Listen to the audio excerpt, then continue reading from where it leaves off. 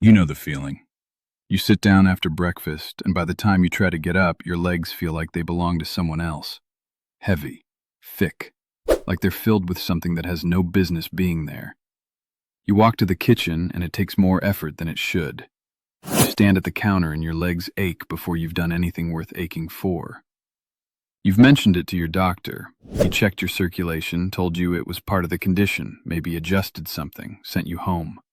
And the heavy legs came back the next morning, right on schedule. I'm 83 years old. I've been managing type 2 diabetes for 21 years. I know that feeling the way I know the sound of my own front door. And I lived with it for longer than I should have because nobody, not one physician in 2 decades, connected it to something I was eating for breakfast every single morning.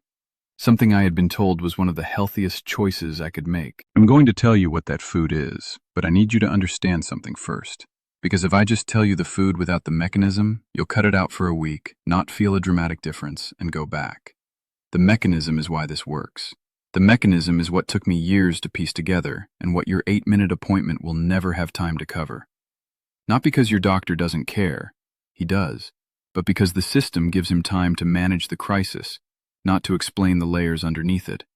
So stay with me, because by the time I name the food, you're going to understand exactly why it was doing what it was doing to your legs. And that understanding is what makes the change permanent.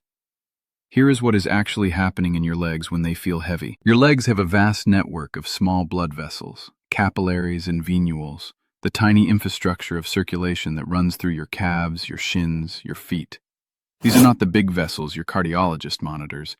These are the microscopic ones, the ones no scan routinely checks, the ones that do the quiet daily work of carrying oxygen and nutrients into tissue and carrying waste back out. When that system is working, your legs feel like legs.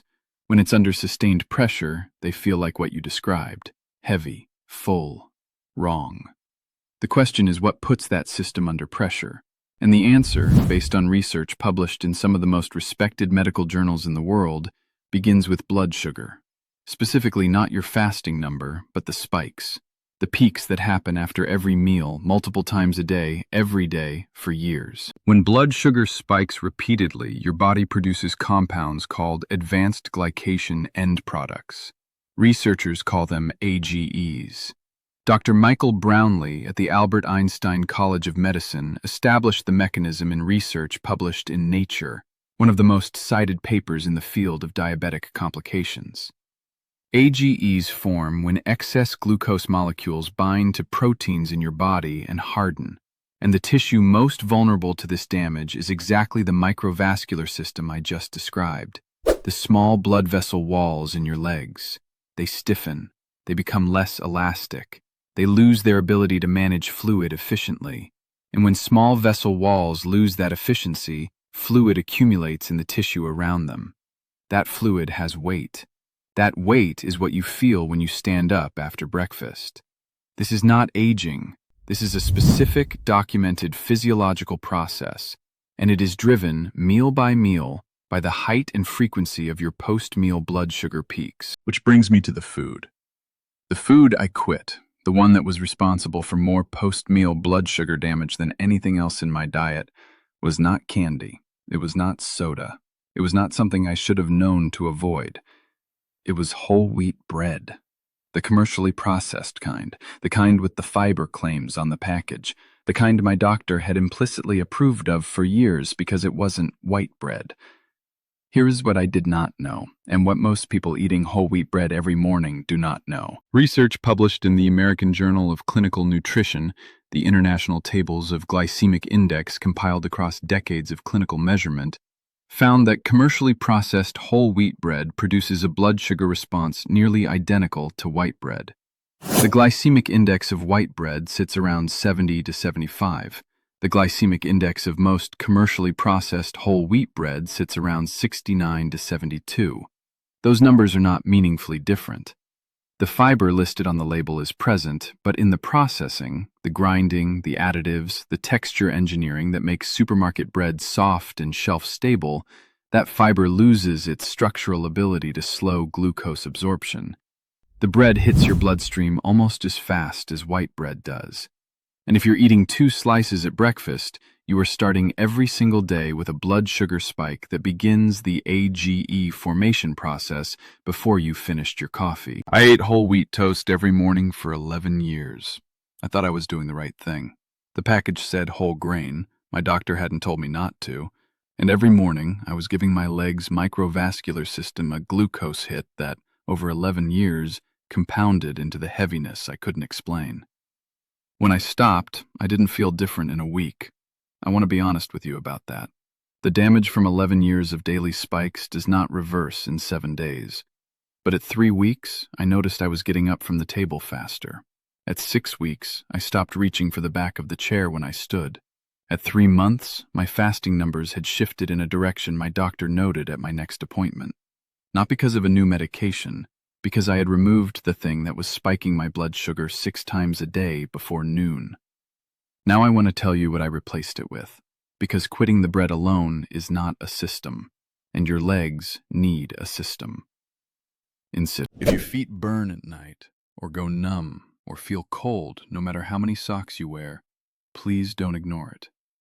I almost did, and I'm 80 years old.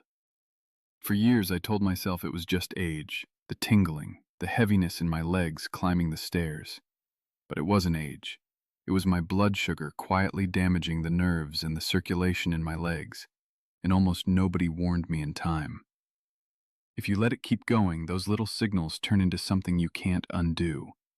I wasn't willing to lose my feet or my independence. So I started doing one thing every single day to help support healthy blood sugar and protect my legs. I'll show you exactly what in this video. And if you want the simple support I personally use, there's a free presentation linked in the description below. The first replacement is not a food. It is an order. Research published in Diabetes Care found that eating protein before carbohydrates at the same meal reduced the post-meal blood sugar peak by a significant margin. Same plate, same total food, different sequence. Protein first, eggs, Greek yogurt, cottage cheese, triggers a hormone called GLP-1 that slows how quickly the rest of your meal empties into your bloodstream. The glucose that follows arrives gradually instead of in a flood. If you are going to eat any carbohydrate at breakfast, eat it last. After the eggs, after the yogurt, not before, not at the same time. Last. The second is the cooling of starchy foods. Research in clinical nutrition has shown that cooking starchy foods, potatoes, rice, lentils, and then cooling them overnight in the refrigerator changes their molecular structure in a measurable way. The starch rearranges into a form that your digestive enzymes process more slowly, releasing glucose over a longer window instead of a spike. The same potato, eaten cold or at room temperature the next day, produces a substantially lower blood sugar response than the same potato eaten hot. I make rice or lentils the night before. I eat them cold at lunch. This is not a deprivation. This is the same food, stored differently, doing something different in my body. The third is magnesium. Research published in the Archives of Biochemistry and Biophysics indicates that between a quarter and more than a third of people with type 2 diabetes are running low in magnesium. And magnesium is what your insulin receptors need to work properly. When magnesium is low, insulin shows up to do its job, and the cellular machinery doesn't respond the way it should.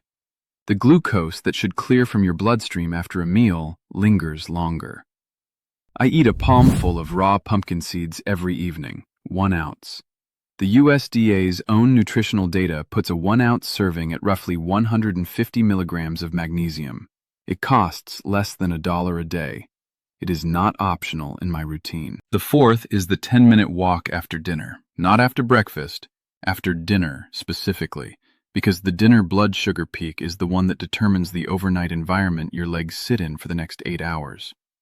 Research published in Diabetes Care found that short walks taken after meals were associated with meaningful reductions in the post-meal blood sugar peak, through a mechanism in muscle cells that operates independently of insulin.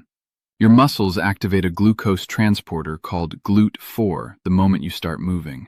It pulls glucose out of your bloodstream directly. It does not need your pancreas to cooperate. 10 minutes around the block, 10 minutes in your living room. The mechanism activates at the start of movement, not at a distance threshold. Bread out, protein first, cold starch at lunch, pumpkin seeds in the evening, 10-minute walk after dinner. That is the system. None of it is expensive. None of it requires a gym or a prescription. All of it works on the same underlying mechanism, reducing the height and frequency of blood sugar peaks that drive AGE formation in the small blood vessels of your legs. Talk to your doctor before making significant changes, especially if you're on medication that responds to what you eat. Some of these habits can shift your numbers. That's a conversation worth having with your physician, because if the numbers shift in the right direction, that's information your doctor needs.